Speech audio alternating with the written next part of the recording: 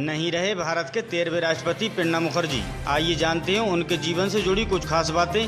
देश के पूर्व राष्ट्रपति प्रणब मुखर्जी का निधन हो गया है। उन्हें कोरोना से ग्रस्त होने के बाद आर्मी अस्पताल में एडमिट किया गया था। इलाज के दौरान ही प्रणब मुखर्जी को फेफड़ों का इन्फेक्शन हो गया था, जिसके कारण वो सेप्टिक शॉक में थे। उनका इलाज वेंटिलेटर पर लगातार चल रहा था और वो गहरे कोमा में थे, लेकिन शाम होते होते उनकी हालत बिगड़ गई और उन्होंने 84 साल की उम्र में अंतिम सांस ली। प्रणब मुखर्जी देश के 13वें राष्ट्रपति थे।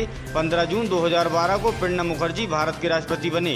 प्रणब मुखर्जी बेहद प्रभावी राजनीतिज्ञ रहे। उन्होंने कांग्रेस पार्टी समेत देश की समस्याओं को सुलझाने में अपना बड़ा योगदान दिया था।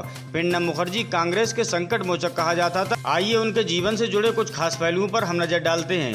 11 दिसंबर 1935 को जन्मे प्रणब मुखर्जी प्रोफेसर भी रहे थे। उन्होंने 1963 में पश्चिम बंगाल के विद्यानगर कॉलेज में पॉलिटिकल साइंस छात्रों को भी पढ़ाया था। इतना ही नहीं, प्रणब मुखर्जी ने स्थानीय बंगाली समाचार पत्र देशक डाक में बतौर पत्रकार भी काम किया था। शायद हम लोग जानते होंगे कि राजनीति में प्रणब मुखर्जी को इंदिरा गांधी लेकर आई थी और उन्होंने ही राज्यसभा का सदस्य बनने में प्रणब मुखर्जी का मार्गदर्शन किया था। प्रणब मुखर्जी के बारे में कहा जाता है कि वो बहुत कामकाजी थे।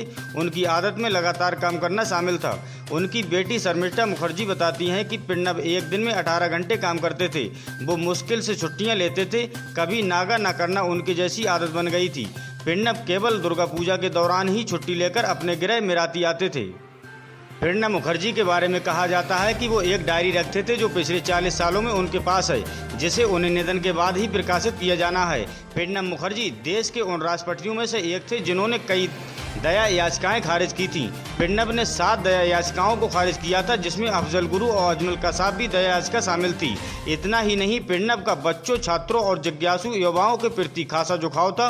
उन्होंने एक सबूत 2015 में दिया था, जब शिक्षक दिवस के मौके पर 5 सितंबर को स्कूल के बच्चों को उन्होंने राजनीति शास्त्र का पाठ पढ़ाया गया था।